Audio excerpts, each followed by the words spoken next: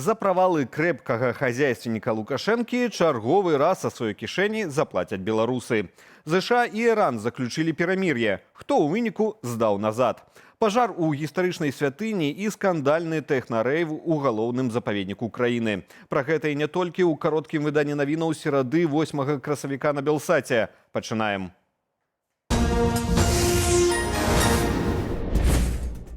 Беларусь вярнула Літве 679 фураў, што захраслі ў нашай краіне з лістапада. Пра гэта паведамляе выданне Дэлфі са спасылкай на літоўскую памежную службу. Паводле звестак літоўскіх памежнікаў, 362 цяжкавікі вярнуліся праз пункт пропуску Медзінінкай, 317 праз Шальчынінкай. З лістапада фуры утрымліваліся на адмысловых платных стаянках у Беларусі. Рэжым не выпускаў грузы некалькі месяцаў, праз што літоўскія аўтаперавознікі панеслі страты. Пастанову ўзяць цяжкавікі ў фактычна закладнікі рэжым тлумачыў закрыццём літоўска-беларускай мяжы.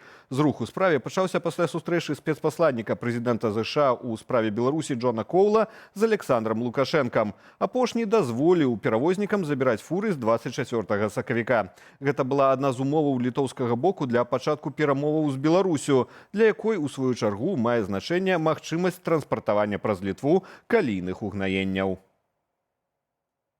З працягнутай рукою па дадатковае дзяржаўнае падтрыманне. Лукашенко напярэдадні ўчыніў разнос кіраўнікам беларускай нацыянальнай біятэхналагічнай карпорацыі, якая так і не выйшла на поўную загрузку магутнасцяў. Аднак наракаць у гэтым выпадку, як і пры іншых правальных праектах, узурпатар можа толькі на сябе, мяркуе бізнэсовец, блогер і вядоўца праграмы «Атмасфера» на Белсаце Александр Кнырович. БНБК называлі спадчынным падарункам для Колі Лукашэнкі. Маўляў, малодшы сын узурпатара актыўна цікавіцца якраз біятэхналогіямі і вучыўся ў Кітаі. У эфіры студыі Белсат Александр Кнырович зазначыў, што прадпрыемства, якое запускалася за кітайскія крэдытныя сродкі, мела на мэце канкураваць на вонкавым рынку акурат з кітайскімі вытворцамі, сабекошт прадукцыі якіх значна ніжэйшы. Таму гучны праект нібыта нацыянальнага маштабу быў загадзя асуджаны на фіаска, за якое цяпер давядзецца плаціць звычайным беларусам.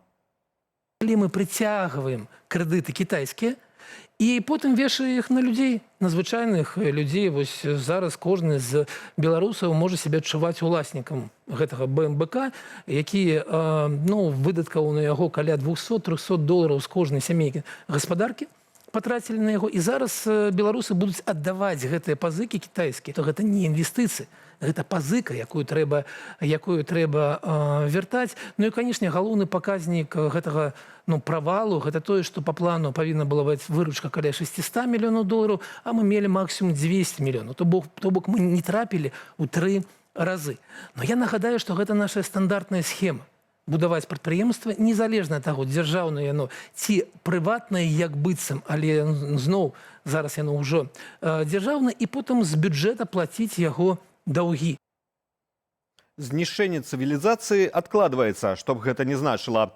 Літаральна за некалькі гадзінаў да заканчэння ультыматуму Дональда Трампа ўладам Ірану было дасягнутае пагадненне аб 2-тыднёвым узаемным спыненні агню і пачатку перамоўнага працэсу. Перамовы паміж Іранам і ЗША пачнуцца 10 красавіка ў Пакістане, прадстаўнікі якога сыгралі асноўную пасярэдніцкую ролю ў заключэнні часовага перамір'я. Каментуючы спыненне агню, Дональд Трамп заявіў, што на ягоны погляд ЗША і так дасягнулі ўсіх вайсковых мэтаў. Галоўным чыннікам перамір'я ён назваў згоду ўладаў Ірану на поўнае адкрыццё Хурмузскай пратокі. Да пагаднення аб спыненні агню пазней далучыўся і Ізраіль. Іранскае ж дзяржаўнае тэлебачанне назвала згоду Трампа на 2-тыднёвае перамір'е, цытата, «несумненнай, гістарычнай і знішчальнай паразою ЗША».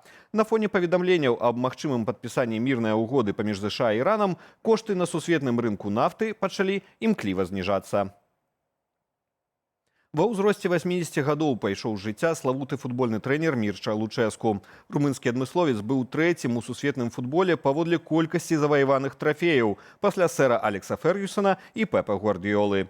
У розныя гады Лучэску узначальваў клубы з Румыніі, Італіі, Турцыі і Украіны. Самы працяглы перыяд, 12 гадоў, ён прысвяціў працы ў данецкім «Шахцёры», з якім у 2009 годзе стаўся ўладальнікам Кубку УЕФА. Апошнія гады Лучэску трэнаваў зборную Румыніі. Трэнер аддаваў сябе любімай працы, нягледзячы на праблемы са здароўем. У канцы сакавіка яго шпіталізавалі проста са збору каманды перад важным этапам адбору да чэмпіянату свету. Лучэску перанёс востры інфаркт. У нядзелю яго ўвелі ў штучную кому праз пагаршэнне стану здароўя, аднак уратаваць жыццё мэтра трэнерскай справы не здолелі. І вернемся да беларускіх падзеяў. У эфіры праўладнага тэлеканалу ОНТ распавялі пра найбольш папулярныя ў беларусаў наркотыкі. Паводле прадстаўніка МУЗ Андрэя Кудрыцкага, апошнія гады на ценевым рынку ў трэндзе сінтэтычныя псіхатропы, сярод якіх клефедрон, мефедрон і альфа-півіпі. Папулярнасць сінтэтычных наркотыкаў тренд, што адзначаецца апошнія некалькі гадоў. Раней былі ўтопія, гашыш і марыхуана. Больш за ўсё канфіскавана гэта клефедрону. Клефедрон – гэта вытворны мефедрону. Практычна той жа мефедрон, толькі з дадаткам кампанентаў хлору. Паводле Кудрыцкага, вытворчасць гэтых псіхатропаў, а таксама экстазі адбываецца ў падпольных лабараторыях Еўразвязу і Расеі. Летась, са словаў сілавіка, вырасла доля замежнікаў, якія робяцца закладчыкамі. У асноўным гэта моладзь ад 20 да 35 гадоў. Што да партрэту нарказалежных, збольшага гэта людзі працоўнага ўзросту, якія выдаткоўваюць частку даходу на псіхатропы. Новыя выпадкі заражэння ВІЧ у Менскай вобласці ў асноўным выяўляюць у мужчынаў сярэдняга ўзросту. Пра статыстыку захворвання паведамляе выданне «Менская праўда». Усяго на Меншыне на 1 красавіка зарэгістраваныя 4279 асобаў з ВІЧ-пазітыўным статусам.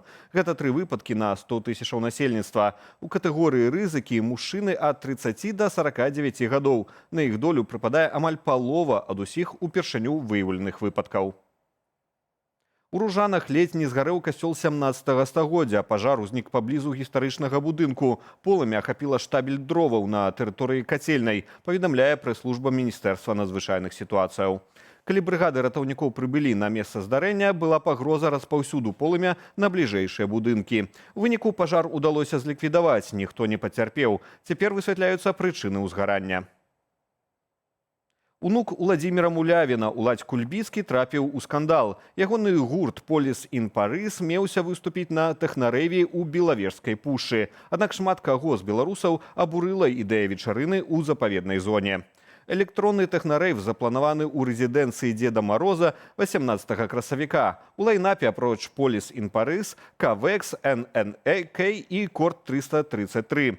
Арганізатары абяцаюць шпацыр на тэрыторыі маёнтку, фудкорты, касцёр і, цытата, «магутныя біты», што пранізваюць цішыню лесу. Апошняе выклікала абурэнне ў карыстальнікаў садсетак, якія выказалі думку, што праводзіць тэхнарэйв у нацыянальным парку ў перыяд гнездавання птушак і гону жывёлінаў не найлепшая ідэя. У адказ на прэтэнзіі арганізатары заявілі, што канцэртная пляцоўка будзе размяшчацца на адлегласці больш за кіламетр ад запаведнай зоны, а ўдзел у імпрэзе возьмуць не больш за 700 асобаў.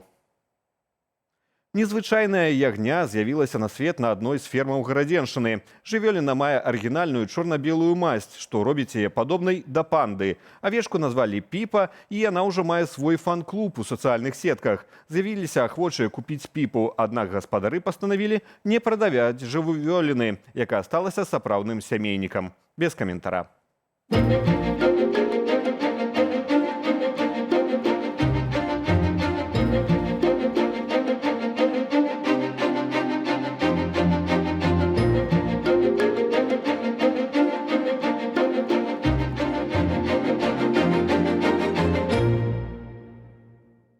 Вось такая беларуская авцепанда. Аб развідзі падзеяў распавядуць мае калегі ў вечаровых эфірах «Аб'ектыву» і студыі «Белсат» о 19 гадзіне па Менску. Заклікаю ставіць лайкі і пакідаць каментары пад гэтым выданнем у Ютубе. Яны дапамагаюць нам пашыраць праўдзівую інфармацыю. Аднак дбайце пра ўласную лічбавую бяспеку, беражыце сябе і заставайцеся з «Белсатам».